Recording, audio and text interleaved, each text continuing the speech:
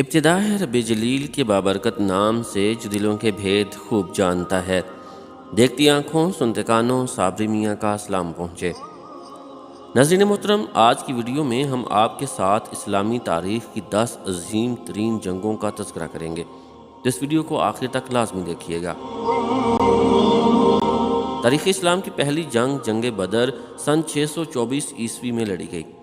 حق اور باطل کی فیصلہ کن اس جنگ میں مسلمانوں کی قیادت حضرت محمد مصطفیٰ احمد مجتبیٰ صلی اللہ علیہ وآلہ وسلم کر رہے تھے۔ اس جنگ میں مسلمانوں کی تعداد صرف 313 تھی۔ جنگ قادسیہ سن 636 عیسوی میں لڑی گئی۔ اس میں ساسانی سلطنت کی قسمت کا ستارہ غروب ہو گیا اور مسلمان دنیا کی سب سے بڑی طاقت بن کر ابھرے۔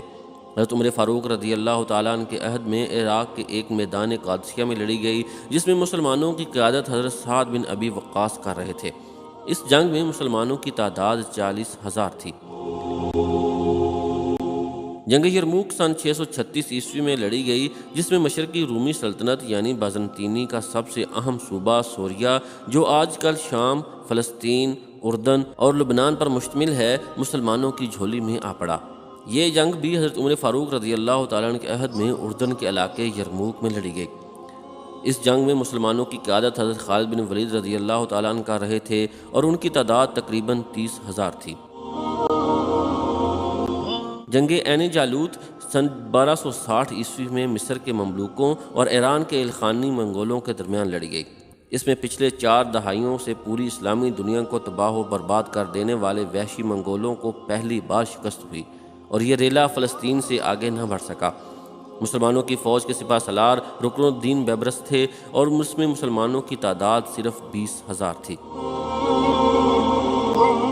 جنگ ترائن دوم سن 1192 عیسوی میں ہندوستان کے راجپوت راجاؤں اور غوری سلطنت کے درمیان لڑی گئی۔ اس جنگ نے مشرقی ہندوستان کی قسمت کا فیصلہ کر دیا اور ہندوؤں کا بڑا راجا رائے پتھورا مارا گیا اور مسلمانوں نے اگلی 6 صدیوں تک ہندوستان پر حکومت کی۔ مسلم فوج کی قیادت سلطان محمود غوری نے کی اور اس میں مسلمانوں کی تعداد 80,000 کے قریب تھی۔ جنگ وادی الکبیر سن 711 عیسوی میں لڑی گئی۔ اندلس یعنی ہسپانیہ اور پرتگال، جو اس وقت نندال کہلاتا تھا، سے گانتھ سلطنت کا خاتمہ ہوا اور مسلمانوں نے 8 صدیوں تک وہاں علم و فن کے چراغ روشن کیے، مگر آپس کی نا اتفاقی کی وجہ سے آہستہ آہستہ عیسائیوں نے دوبارہ اس پر قبضہ کر لیا۔ مسلمانوں کی قیادت امیر طارق بن زیاد نے کی اور تعداد 12,000 کے قریب تھی۔ سنگ ملاز جنگ سن 1071 عیسوی میں سلاجقہ اعظام اور مشرقی رومی سلطنت کے درمیان لڑی گئی۔ اس جنگ نے نہ صرف بازنطینیوں کی پچھلی 1 صدی سے عالم اسلام کی طرف بڑھتے ہوئے قدم روک دیے، بلکہ اناطولیہ، جو کہ آج کل ترکی کہلاتا ہے، اس پر پہلی دفعہ مسلمانوں کا مستحکم طور پر قبضہ ہو گیا اور فتح قسطنطنیہ کا پیش خیمہ ثابت ہوا۔ مسلمانوں کی قیادت سلطان الپ ارسلان کے ہاتھوں میں تھی، جبکہ رومیوں کا بادشاہ رامانوس جنگ میں قید ہوا۔ سلطان نے آلی ظرفی سے اس کو آزاد کر دیا۔ اس جنگ میں مسلمانوں کی تعداد 15 سے 20,000 کے درمیان تھی۔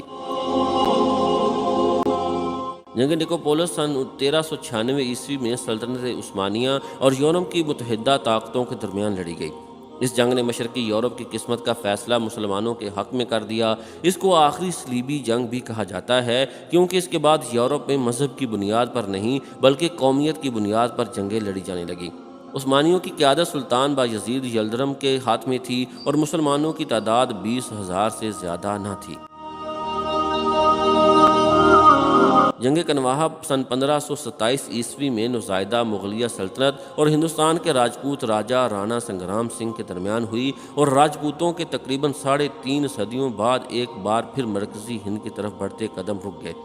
ہندوستان میں مسلمانوں کی سلطنت ایک دفعہ پھر استحکام کی راہ پر چل پڑی۔ تیموریوں کی قیادت ظہیر الدین بابر کے ہاتھ میں تھی اور تعداد تقریباً 30,000 کے لگ بھگ تھی۔ جنگ حطین سن 1187 عیسوی میں فلسطین کے مقام حطین میں لڑی گئی۔